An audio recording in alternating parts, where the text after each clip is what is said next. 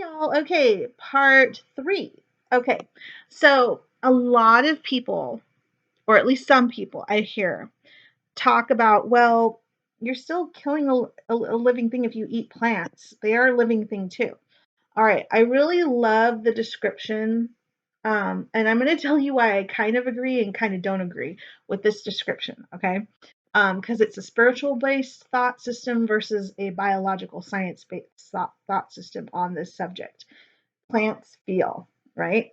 Okay, so the one side is I heard a description from one of the really great vegan activists saying that plants are a biochemical machine and that they can be reactive to stimuli and stuff like that, but they're not necessarily conscious in the way that you would think of consciousness in a animal, okay?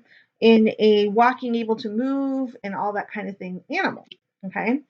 Um, Plants have photosynthesis. Plants can react to music and sound and vibration. Basically, all that's vibration based, right? And they're reactive to where the sun is, and they can turn towards the sun to get as much sunlight as possible. And there are some plants that actually close up their flowers during the sun time and open up at night. So there are responses in plants. Now, I've seen some people who come from like indigenous cultures where the tree is a very important spiritual symbol. And in ancient cultures, even amongst European cultures like the Druids and stuff like that, the groves of the oaks and basically tree groves were very important, um, aware, awakened beings. Okay, and there was even the idea of dryads and nymphs, or different, not nymphs. What is it? I can't think of the word right now, the name of these beings. That they were like nature spirits that would live in the tree. Okay. And sometimes the tree would have its own spirit, but they would share the space with the tree, or part of their soul would blend with the tree. I've heard a lot, I've read a lot, I've actually interacted with trees a lot as well. And I do feel that there are some trees that are more conscious than others. This is the spiritual part difference versus the biomechanical thought systems that the vegans have, or many vegans have. Now, let me put it very clearly. If you're an animist, you believe all existence has spirit, has some kind of consciousness. And when I say all, I mean all plants, rocks, mountains, weather, um, animals, people, minerals, everything. Okay. If it has energy, it has some kind of spiritual thing going on. Okay.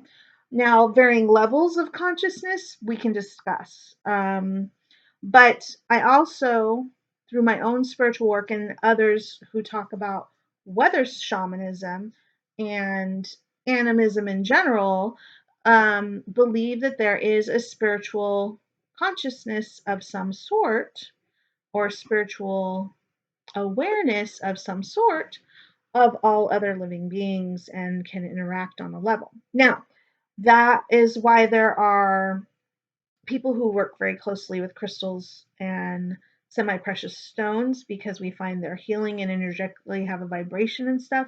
And there are some people who feel that they commune and talk with these physical beings.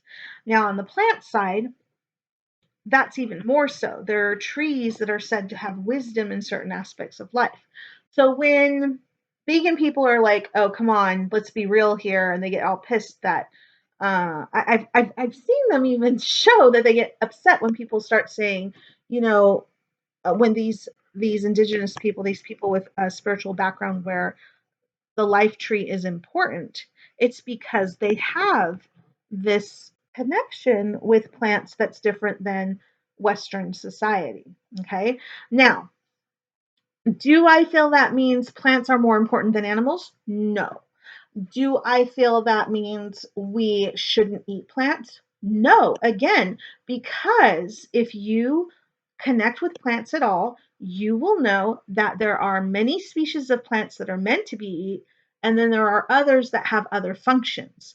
Like many trees are more the lungs of the earth. as is the ocean, are another part of the lungs of the earth. And trees also provide medicines, they provide homes, they have their own consciousness and purpose. Trees provide bark and materials from them that have been used as medicines. But that does not negate the fact that you can gather some of this stuff from the tree and not kill it. Okay. You don't have to totally kill a tree to get what you need for healing from the tree. But when you do that, there's usually some kind of respectful exchange between an indigenous person or a person who is spiritually connected to plants, versus how we treat animal and factory farmed plants and animals is not the same as how these people interact with their animals or plants depending on the culture. Okay. So when vegans get all pissed about that kind of stuff, I'm like, oh, even I'm a little pissed at you for that. In the sense that I'm pissed at the vegans because they don't know this. They don't understand this. The only thing they're researching when they're the hardcore advocates for animals is, from what I've seen, is they don't understand that even in the European cultures, there was a huge connection to plants and trees being conscious beings. Okay. Now, again, that does not mean that I believe that plants are more important than animals and thus plant animals should be eaten where plants shouldn't be eaten. That's ridiculous. Even a vegan will tell you that if you reduce your intake of animals and their flesh, liquid flesh or whatever, byproducts, you will reduce your consumption of plants and thus reduce the strain of the resources to feed everybody. Okay. The only beings that truly need to eat other animals are obligate carnivores, and we are not obligate carnivores. We started off as herbivores that, through necessity, during, I guess, lean times or survival situations, had to adapt, especially after the discovery of fire and how to heat foods and deal with them. We started taking in animal foods. But before that, we could not do it without being sick, even more so than we get today. Okay, so there is a definite difference in our ability to um, eat meats. We are not an animal that was naturally meant to eat meats, not like the obligate carnivores. Okay, so that's the difference.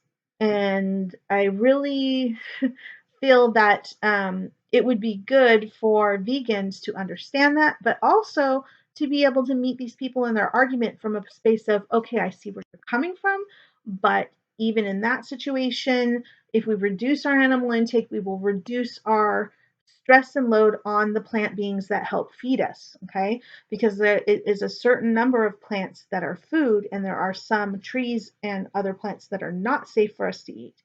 Uh, Things that are considered poisonous or that our bodies just can't digest. These plants usually have other purposes for other beings or for their own cycle that they help in nature. So everything's got a purpose, not necessarily for us though. Okay? They have their own purpose for their own lives or whatever else they're doing with nature. And we need to respect that. So that is one area that I really wish vegans would look more into, because I think maybe some other pagan vegans are aware of this, but I never see the advocacy driven vegans talking about this. And I think that's something that really needs to be addressed because they get a little pissy about it. They almost get angry about it, and they really don't understand where these um, indigenous, maybe even third world country people are coming from when they talk about the consciousness of the trees or the plants and having respect for the plants. Again, I agree that that doesn't mean we should be encouraging people to eat animals, but I do feel that you guys need to learn a little something there. So you can talk better with people who get offended or like, are you joking type of attitude when they talk about the consciousness of plants, and then you guys get all pissy about this, okay? Because I totally understand them, yet I still agree with you. We still shouldn't be eating animals, not in this day and age. Okay, so I need to finish my banana peanut butter rice cake, and oh, it smells so good.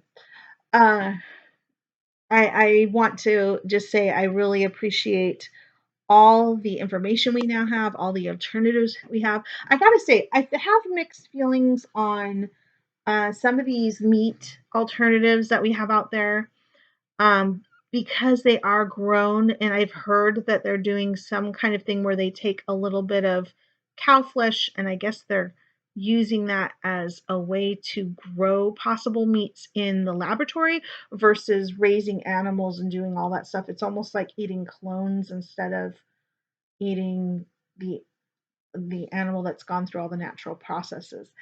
Okay, one, I have no desire to eat beef. Uh, period. I don't care if it's cloned or not. I don't want to eat it. Um, two, I understand some of these are plant based in some way. I don't understand all the process. Okay, some of these meat alternatives are plant based and it is some kind of laboratory grown, blah, blah, blah. Okay. I still don't want to eat anything that tastes like beef because I don't have the taste bud flavor drive to eat that anymore. Two, I haven't found a good um, uh, mock meat substitute for chicken and fish yet. I've only tried a few things. Like I got to try the jackfruit crab bliss patty, or whatever that is over at Trader Joe's. I actually really enjoyed that. I'm gonna get that again. But I find that I feel less conflicted when I just eat the beans, the lentils, the whole grain food and legumes and all that versus the mock meat. Um, and I know why it's there. It's for those who are transitioning into veganism. It's for those who don't want to miss out on their old comfort foods that they were raised within. Uh, but I also feel like those mock substitutes are not always the healthiest because they are mimicking certain aspects of those animal products that are not really that healthy for people, like the breaded meats or like breaded chicken, or breaded fish, which I can't eat because I can't even eat half of the alternatives. I was able to eat the crabless cake because it had no breading on it and it was jackfruit and there was no wheat in it. But a lot of these mock chicken or mock fish alternatives that are out there have breading or wheat or something in it that I can't eat. So I'm having to relearn to eat mostly whole grain. But that's harder for me because I have to make it from scratch. And I guess it is less expensive, so that's a positive side, but it's still making it a bit harder for me to eat with the rest of my family when I have to basically cook from scratch all the time. And when they eat their meat and their sides, especially since I can't even eat pasta with them half the time because they like cheesy pasta and I'm not eating that anymore.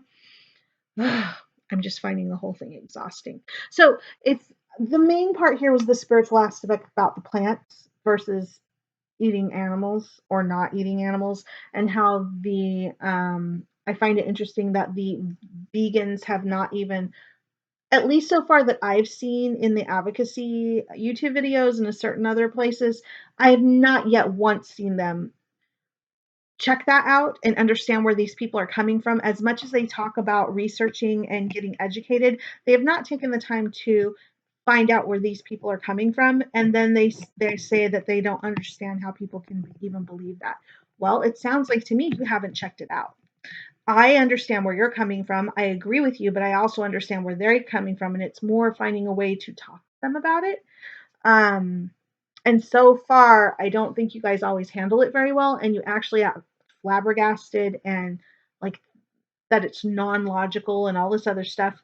Well, that's because you're not taking it from an animistic point of view, and if you don't understand where animism comes from, you're missing a whole factor there where most religions are based off of an inherently animistic view. Um, the difference between Christianity and a lot of the one book faiths is they've gone so far away from the very basic animistic spiritual mindset that um, they believe animals don't have a soul, let alone plants having a soul or anything else having a soul, but humans. Um, which I think is very conceited and egotistical, because most other other spiritual faiths, if they have an animistic base, believe in the wisdom of the animal allies or totems or plant totems. All of these, there's factors into. And like I said, if you're a pagan vegan, you may be aware of this. If you're a mostly ethics-based vegan or agnostic or atheist vegan, you may not be aware of this at all, and you may not have done your research, and you may be putting on an attitude that you don't know what you're talking about because you haven't looked into where these people are coming from. Now, if they've had experiences where they feel an emotional spiritual connection to plants that you don't understand, that means logically you need to find out about it, even if you don't agree with it, so that you understand how to talk to these people, right? That's all I'm saying. Okay. And if you have any comments or interest or insight into this, I would love to talk to you about it. So please, thumbs up, thumbs down, and let's have a conversation. All right. Thank you for listening to my things. I'm probably going to be talking about more content like this because it's kind of a highlight in my world right now. I'm still doing readings with oracles and spiritual stuff. Of course, this is just another layer onto that. I feel like I'm helping myself get more in alignment with my ethics and my spiritual lifestyle. And I hope this appeals. Now, I'm probably not going to do a lot of, I guess this is kind of a mukbang, but I'm talking more than I'm eating. Um, I'm not going to be doing a lot of recipe type stuff. I'm not really intending on going that way because I'm not a really huge cook or anything. But it definitely is going to be in my body positive messages that I'm planning on doing again. And this is definitely affecting my life in a more positive way. So if you have anything you'd like to talk about on the topics that I've done in the last 3 videos concerning veganism, my connection and everything going on with that, then why I've been away, blah blah blah, and this section about eating of plants and the insight of people who feel connected spiritually to plants versus animals. Maybe we could talk about it more to flesh this out some more. I could even do another video if you guys would like to get more specific than what I've talked about here. Okay, so thank you. I hope you all have a great week, and I will be back soon. I'm going to make sure I get these up either today or tomorrow. And I'm looking forward to any conversations we can have off this. All right, bye bye.